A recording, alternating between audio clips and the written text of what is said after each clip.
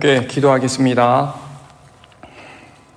높고 높은 영광의 보좌에 앉아 계신 거룩하신 하나님, 죄로 어두워진 이 땅을 회복시키시고 우리의 구원을 위해서 독생자 예수 그리스도를 육신의 몸으로 이 땅에 보내시고 죄 많은 저희를 죄 가운데에서도 하나님 우리를 구원하시는 그 하나님의 은혜와 사랑에 감사를 드립니다.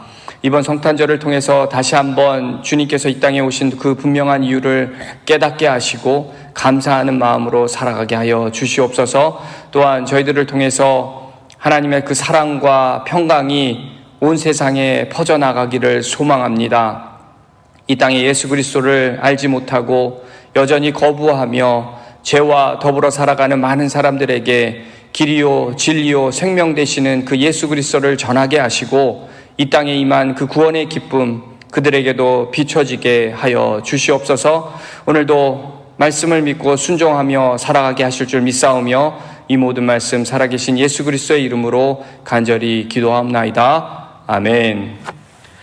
오늘 하나님이 주시는 말씀 보겠습니다. 누가복음 1장 39절부터 56절까지의 말씀입니다. 신약성경 88페이지에 있습니다. 누가복음 1장 39절부터 56절까지입니다. 신약성경 88페이지 1장 39절부터 56절까지입니다. 그럼 다 찾으신 줄 알고 봉독하겠습니다. 이때 마리아가 일어나 빨리 산골로 가서 유대 한 동네에 이르러 사가랴의 집에 들어가 엘리사벳에게 문안하니 엘리사벳이 마리아가 문안함을 들으매 아이가 복중에서 뛰노는지라 엘리사벳이 성령의 충만함을 받아 큰 소리로 불러 이르되 여자 중에 내가 복이 있으며 내 태중의 아이도 복이 있도다. 내 주의 어머니가 내게 나아오니 이 어찌 된 일인가? 보라, 내 문안하는 소리가 내 귀에 들릴 때에 아이가 내 복중에서 기쁨으로 뛰노라도다.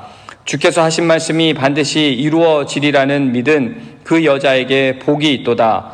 마리아가 이르되 내 영혼이 주를 찬양하며 내 마음이 하나님 내 구주를 기뻐하였음은 그의 여정의 비천함을 돌보셨음이라. 보라, 이제 후로는 만세의 나를 복이 있다 일컬으리로다. 능하신 이가 큰 일을 내게 행하셨으니 그 이름이 거룩하시며 긍휼하심이 두려워하는 자에게 대대로 이르는도다. 그의 팔로 힘을 보이사 마음의 생각이 교만한 자들을 흩으셨고 권세 있는 자를 그 위에서 내리치셨으며 비천한 자를 높이셨고 줄이는 자를 좋은 것으로 배불리셨으며 부자는 빈손으로 보내셨도다. 그 종 이스라엘을 도우사 긍휼히 여기시고 기억하시되 우리 조상에게 말씀하신 것과 같이 아브라함과 그 자손에게 영원히 하시리로다 하니라. 마리아가 석 달쯤 함께 있다가 집으로 돌아가니라. 아멘. 할렐루야. 또 오늘 크리스마스 이브입니다. 모두들 메리 크리스마스이시죠? 네. 작년에 이어서 우리가 올해도 크리스마스 이브 이 새벽 예배를 이곳에서 드리게 되었습니다. 작년 크리스마스 이브 혹시 기억나시나요? 저희가 무엇을 했는지 기억나세요? 작년에 새벽 예배 끝나고 나서 저희가 도너츠하고 커피 마시면서 교제했었습니다. 새벽에. 제가 맞나요? 네. 그리고 저녁에는 각자 가져온 그 음식을 먹고 또 작년 그 작은 음악회도 우리가 열고 함께 게임도 하고 상품도 나눠가고 그렇게 즐겁게 펠로십 했던 기억이 나는데요. 여러분들도 혹시 기억나십니까? 네. 올해는 코로나 때문에 아무것도 할 수가 없는 지금 이 상황이 굉장히 속상하기도 하고 마음이 참 무겁기도 한데요. 우리가 또 곧 지나가리라는 그 생각을 가지고 또 주와 함께 또 떡을 떼며 교제하는 그날을 기대하며 소망해 하면서 우리가 기도하며 나아갔으면 좋겠습니다. 자, 오늘은 세상이 뒤바뀐 증거들이라는 제목으로 한번 말씀을 나눠보도록 하겠습니다. 그 서양의 역사를 우리가 보면 기독교의 역사라고 우리가 말을 해도 과언이 아닐 텐데요. 우리가 알고 있듯이 그 서구의 역사는 크게 주전과 주로 이렇게 구분이 됩니다. 그러니까 주전을 나타내는 BC, Before Christ라는 약자이지 않습니까? 그리고 주를 나타내는 AD는 그 라틴어로 도미니라는 약자를 줄여서 우리가 AD라고 표현을 합니다. 이 에노도미니라는 이 말은 그리스도의 해라는 뜻인데요. 그 예수 그리스도의 그 새 역사가 시작되는 출발점을 의미하는 뜻입니다. 그렇다면 이 서구의 역사를 예수 이전과 이후로 구분하는 이유가 무엇일까요? 이전에 그 단순한 그 시대의 어떤 구분만을 나타내는 의미가 아니라 나름 이 구분되어 있는 의미가 있다라고 생각이 됩니다. 예수 이전에 세상을 다스렸던 그 강대국들을 한번 생각을 해보십시오. 저희가 구약 성경을 계속 묵상하면서 그 예레미야서와 다니엘서를 우리가 묵상하면서 고대 근동 지역의 그 열강들을 우리가 알게 되었습니다. 모든 그 왕국들이 하나같이 황금이나 돈, 그리고 군대와 권력, 그리고 세상을 그렇게 통치했었습니다. 하지만 이와 다르게 예수 그리스도의 그 탄생과 함께 시작되어 있는 이 세상은 폭력과 그 야만이 통치하는 세상과는 구별되는 그런 사랑과 평화가 다스리는 세상이 되었다라는 것이죠. 오늘 저희가 읽은 이 본문 말씀에 등장하는 두 아이의 탄생을 통해서 BC와 AD가 단순한 역사의 구분점이 아니라 이전의 세상과는 전혀 다른 세상의 그 새로운 세상, 과거 폭력과 물질이 다스렸던 그 역사가 지나가고 이제는 사랑과 평화가 다스리는 그러한 새로운 세상으로 뒤바뀌는 그러한 증거들이 제시되고 있다라고 생각합니다. 오늘 우리가 읽은 이 본문 그 말씀을 통해서 새로운 세상으로 뒤바뀌게 된 것이 무엇이고 그것이 우리에게 어떠한 생각을 하게 되는지를 다시 한번 짚어보는 시간이 되었으면 하는데요. 새로운 세상으로 바뀌는 그 증거가 첫 번째는 세상의 질서가 바뀌었음을 알 수가 있습니다. 먼저 39절과 40절 말씀을 다시 한번 보시면 이때 마리아가 일어나 빨리 산골로 가서 유대 한 동네에 이르러 사가랴의 집에 들어가 엘리사벳에게 문안하니 마리아는 천사로부터 그 성령으로 하나님의 그 아들을 잉태할 것이라는 소식을 듣고는 빨리 산골로 가서 나이가 많은 친척 엘리사벳을 문안했다라고 말하고 있습니다. 빨리 산골로 갔다라는 이 표현은 엘리사벳을 만나기 위해서 서둘러 갔다라는 말이겠죠. 그런데 왜 마리아는 그렇게 서둘러서 엘리사벳을 만나러 갔을까요? 그 이유는 어제 우리가 읽었던 그 본문 말씀 36절에 그 말씀이 나오는데 두 가지로 정리를 할 수가 있습니다. 첫 번째로는 친족인 그 엘리사벳이 마리아보다 나이가 한참 많았습니다.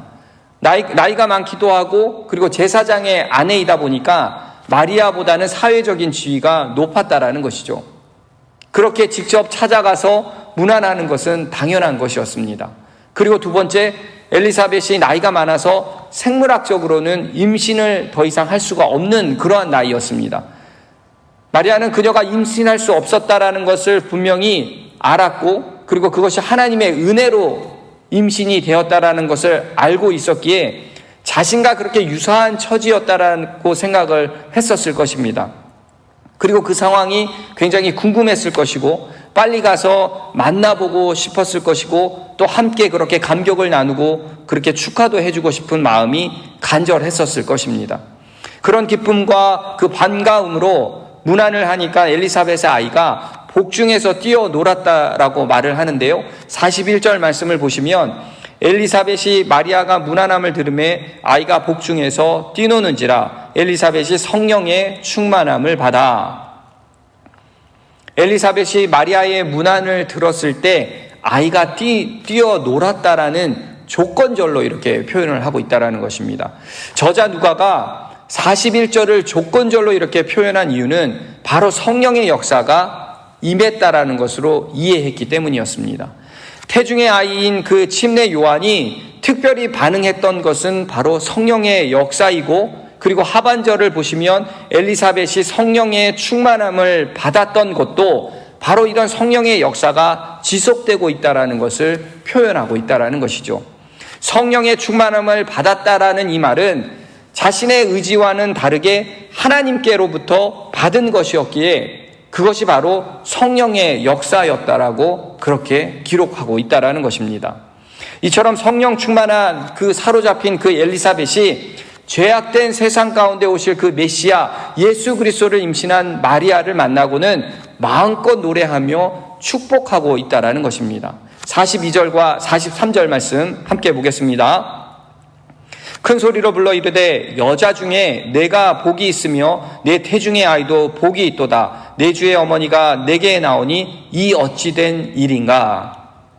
엘리사벳은 마리아를 만난 그 기쁨과 더불어 예수 그리스도를 임신한 마리아를 향해서 큰 소리로 외치며 기쁨과 감격을 표현하고 있습니다.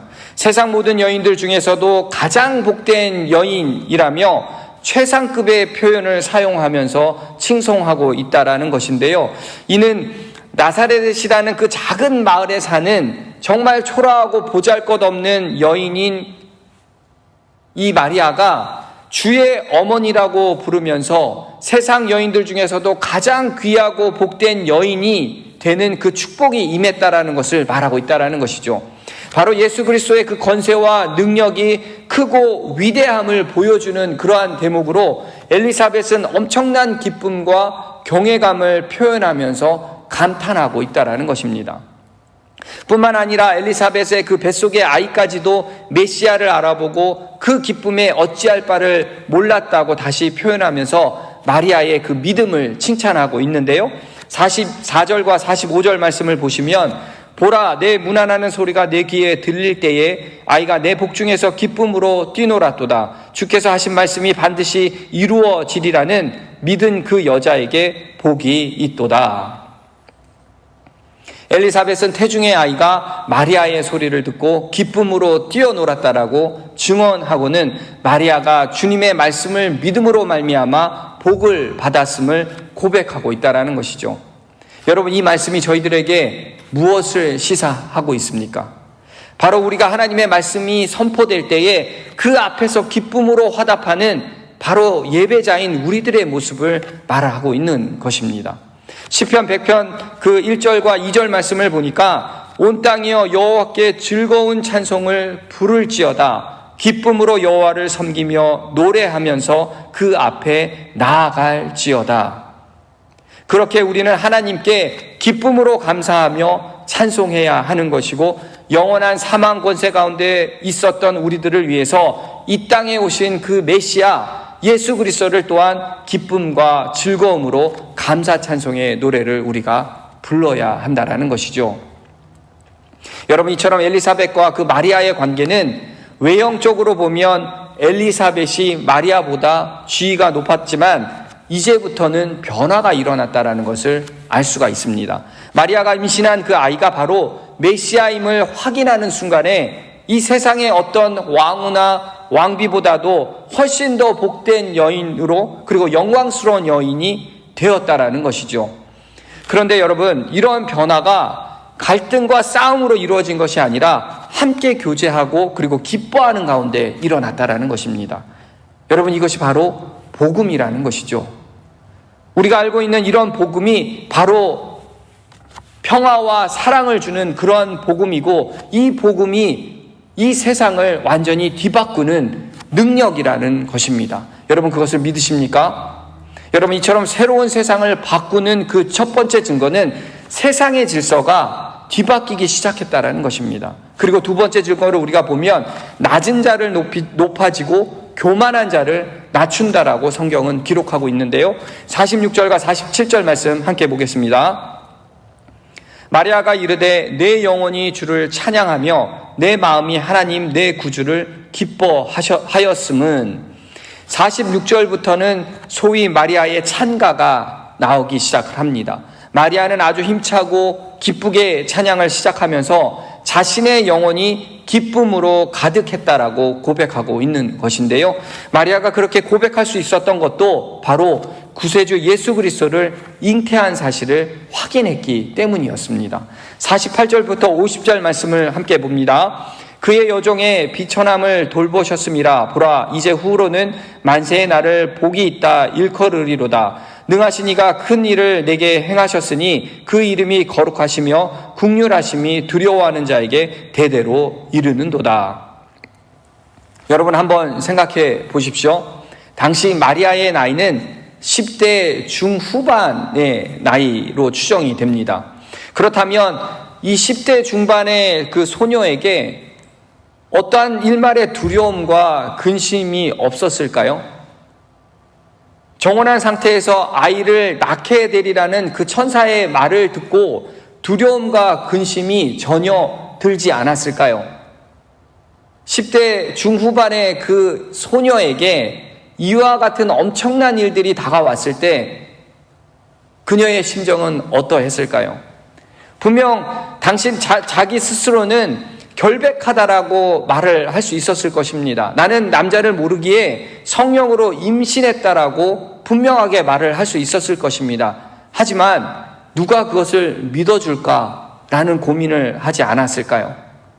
당시 유대 사회는 엄격한 그런 사회였습니다. 결혼 전에는 임신했다는 사실이 알려지면 비난과 정죄는 물론이고 돌에 맞아 죽을 수도 있었습니다. 더욱이 정혼한 남자의 그 아이가 아니라면 그건 더 이상 변명할 여지가 없는 것이겠죠. 하지만 마리아는 자신이 주를 임신한 사실을 확인하는 순간 두려움과 근심은 순간 다 사라지고 오히려 기쁨과 감격이 충만하게 되었다라고 말하고 있는 것이죠. 그 이유가 무엇이었을까요? 그 힘이 어디에서 나오는 것이었을까요? 바로 하나님의 아들 그 예수 그리스도를 잉태했다라는 분명한 확신이 들었기 때문이었습니다. 여러분, 이것이 바로 구주 예수 그리스도를 소유한 자의 실상이라는 것입니다. 세상의 그 비천한 신분이라 할지라도, 설사 세상으로부터 버림받았다 할지라도, 또 어떠한 위기가 닥쳐온다 할지라도 예수 그리스도를 소유한 자는 언제나 기뻐할 수 있다라는 사실을 말하고 있다라는 것이죠. 여러분, 다윗도 시편 21편 1절에 이렇게 고백을 합니다. 여호와여, 왕이 주의 힘으로 말미암아 기뻐하며 주의 구원으로 말미암아 크게 즐거워하리이다. 여러분, 아멘이십니까? 여러분, 주님을 내 안에 소유한다라는 것은 우리가 죄사함을 통해서 영원한 생명을 얻게 되는 것이고, 그리고 세상의 진리가 무엇인지를 우리가 깨닫게 되는 것이며, 죄와 사망 권세를 물리칠 수 있는 힘을 얻게 된다라는 것을 말하고 있는 것입니다. 그리고 하나님의 그 천국 백성으로 살아가면서 세상으로부터 오는 그 두려움으로부터 기쁨이 우리의 영혼에 충만하게 된다라고 말하고 있는 것이죠. 이처럼 주님은 비천하고 가난하고 긍휼한 자들에게 오셨다라는 사실입니다. 하지만 반대로 마음과 생각이 교만한 자들에게는 긍휼이 아닌 징벌로 흩으셨다라고 말씀하고 있는데요. 51절과 52절 말씀을 보시면 그의 팔로 힘을 보이사 마음의 생각이 교만한 자들을 흩으셨고 권세 있는 자를 그 위에서 내리치셨으며 비천한 자를 높이셨고, 마리아는 현명하게도 교만한 자를 치시는 하나님의 성품을 정확하게 깨달았으며 비록 낮고 천한 자라 할지라도 하나님 앞에 겸손하게 하나님의 뜻대로 살아간다면 높이시는 분이 바로 하나님이심을 확신했다라는 것입니다. 그리고 계속해서 세상이 뒤바뀌는 증거가 제시되고 있는데요. 53절 계속 보시면 줄이는 자를 좋은 것으로 배불리셨으며 부자는 빈손으로 보내셨도다. 저자 누가는 가난한 자들을 배부르게 하셨고 부자는 빈손으로 보내셨다라고 표현하고 있습니다. 당시 특권층과 기득권자들에게 부가 집중되어 있었습니다. 그래서 대다수의 사람들은 빈곤층으로 전락할 수밖에 없었던 것인데요.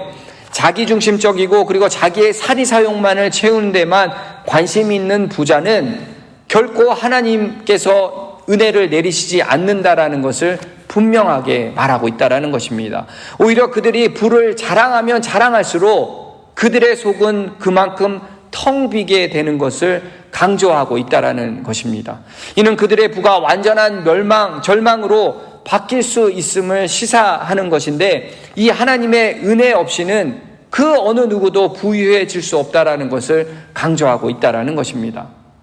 여러분, 이것이 육체적이고 그리고 물질적인 부만 말하는 것이 아니라 영적인 면도 동일하게 적용된다는 사실을 우리는 반드시 기억해야 할 줄 믿습니다. 여러분, 사실 우리는 하나님의 말씀을 통해서 하나님이 이스라엘을 불쌍히 여기셔서 구원하시고 또 놀라운 하나님의 능력을 경험하고 그들이 하나님의 은혜를 입어서 하나님을 찬양하는 모습을 우리는 성경 말씀을 통해서 수차례 보았습니다. 그리고 반대로 하나님의 은혜를 받은 자들이 점점점 마음이 교만해져서 하나님의 심판과 징계의 대상이 되었던 모습도 우리는 수차례 보게 되었습니다. 그렇게 우리가 명심해야 하는 것은 바로 하나님 앞에 우리 모두는 겸손한 모습으로 바로 서야 한다라는 것이죠. 여러분, 나의 연약함과 부족함을 하나님 앞에 분명하게 인정하시고 나는 분명 하나님 앞에 내세울 것이 없는 존재임을 우리가 깨닫고 겸손하게 주님께 나아갈 때에 하나님 그런 우리들을 기억하시고 우리에게 값없는 은혜와 축복을 부여해 주신다라는 사실, 여러분, 이것이 바로 예수 그리스도가 이 땅에 오신 분명한 목적이요 세상이 바뀌는 증거라는 사실을 여러분 반드시 기억하시기 바랍니다. 이제 마리아는 믿음의 조상 아브라함과 그 후손들에게 하신 모든 언약의 말씀을 신실하게 지키시는 하나님을 찬양하면서 자신의 찬가를 마무리하는데요. 54절과 55절 말씀 보시면 그 종 이스라엘을 도우사 긍휼히 여기시고 기억하시되 우리 조상에게 말씀하신 것과 같이 아브라함과 그 자손에게 영원히 하시리로다 하니라.